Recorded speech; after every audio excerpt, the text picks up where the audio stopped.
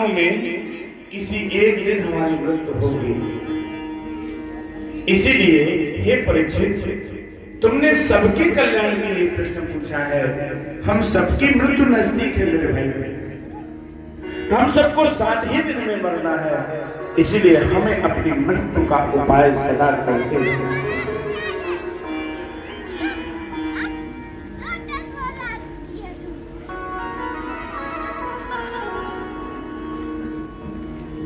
हे राजन,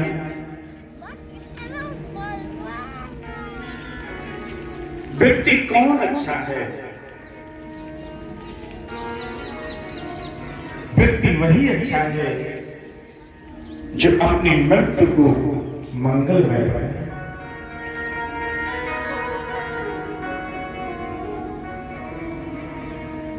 जिंदगी तो सभी लोग जी लेते हैं, लेकिन अपनी मृत्यु बिगाड़ लेते हैं। इसलिए जितना अच्छा जिंदगी जीना है, उतना अच्छा मृत्यु को अच्छा बनाना है। मृत्यु भी अच्छी बनाया करें आप लोग। अब मृत्यु कैसे अच्छी बनेगी? सुखदेव भगवान कहते हैं, हे राजा, निद्रया ह्रियते नक्तम् विर्वायेन च वापयः दिवाचार्थे हया राजन् कुटुम्बो भरणे नमः।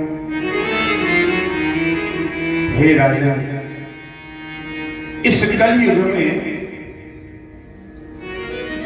जीव की आयु 100 वर्ष निर्धारित है। इस कलयुग में कितनी उम्र है जीव की? 100 वर्ष।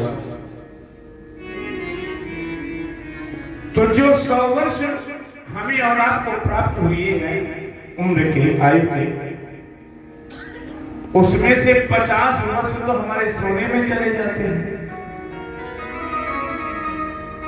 बचे 50 वर्ष।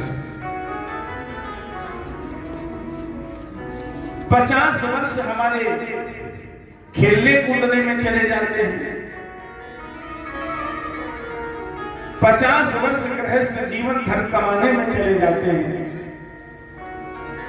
बताइए हमने भगवान का भजन कब किया?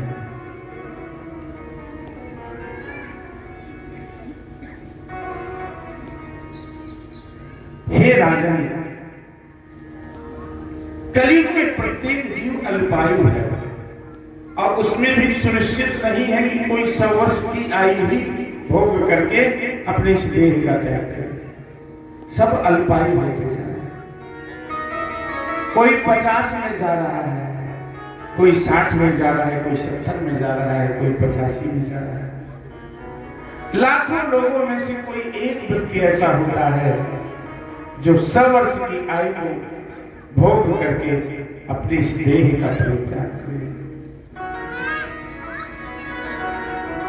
इसलिए हे राजन, समय कम है व्यक्ति के पास में और समय से अपनी मुक्ति का भी उपाय करना है।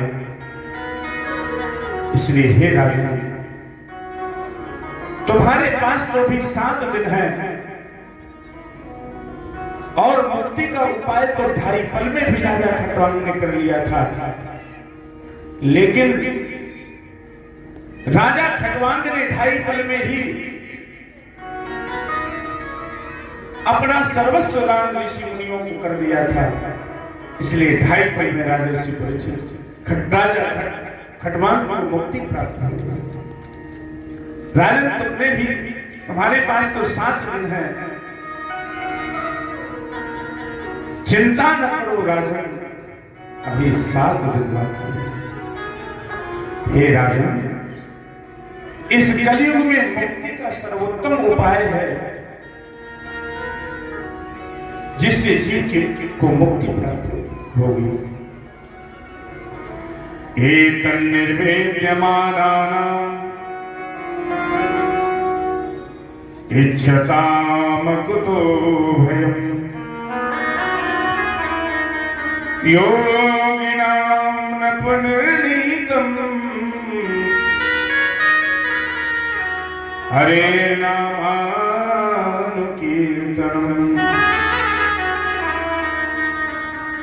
हे राजा, योगियों ने इस कलयुगी जीवों के मुक्ति के लिए जो सर्वोत्तम उपाय बताया है वो है भगवान नाम संकीर्तन। योग नाम न पुनर्नीतम हरे नामानुकीर्तन। भगवान का कीर्तन, भगवान का नाम जीव को मुक्ति प्रदान करता है।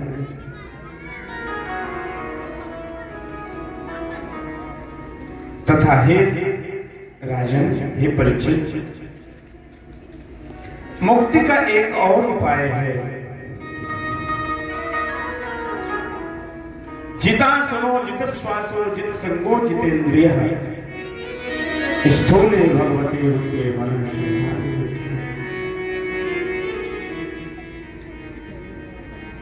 आसन को जितासनो, आसन को जीतते हुए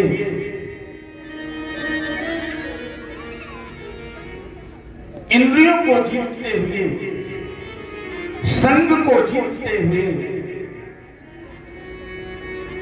पाताल में तसहि पादमूलम्। इंद्रियों को जीतते हुए भगवान के विराट रूप का दर्शन करें। ये जो भी दिखाई दे रहा है राजन परीक्षित, ये सब हमारे भगवान का रूप है। ये जो वृक्ष है ये भगवान के रोम है। ये जो पृथ्वी है ये भगवान का तलवा है। ये जो आकाश है ये भगवान का सर है। ये जो नदियां हैं ये भगवान की नाड़ियां हैं। ये जो हवा चल रही है ये भगवान श्वास ले रहे हैं। अणो अणियान महताम मही से, अणु से लेकर के जो परमाणु तक आप देख रहे हैं यही वो हमारे परमात्मा का विराट रूप है। हे राजर्षि परीक्षित, जो प्रत्येक जीव में भगवत दर्शन करता है, जो सब जगह भगवान को देखता है, उस जीव को भी मुक्ति प्राप्त होती है। अस्तु सत्य मुक्ति, क्रम मुक्ति, ये तीसरी मुक्ति का उपाय है। सत्य मुक्ति, क्रम मुक्ति क्या है? अष्टांग योग,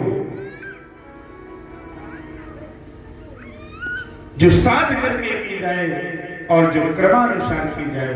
जो साधना के बल पर किया जाए उसे सत्य मुक्ति कहते हैं, और जो क्रमानुसार किया जाए उसे क्रम मुक्ति कहते हैं।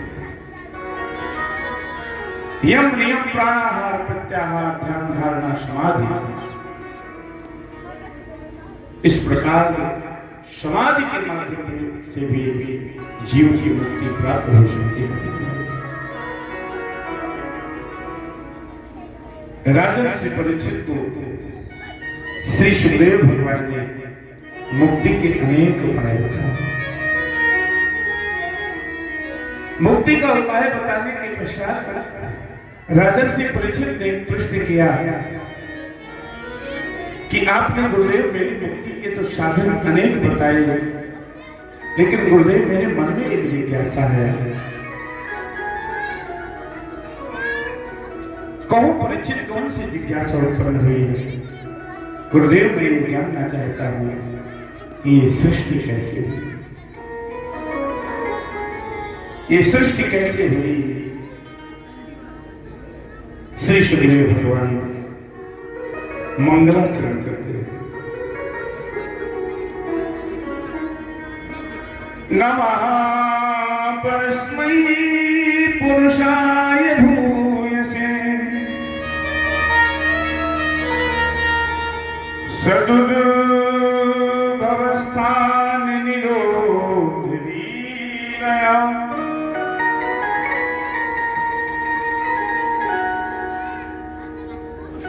अब जब सब जगह का पानी बरसना बंद हो गया है अब देखिए व्यास जी के ऊपर ही पानी बरस रहा है।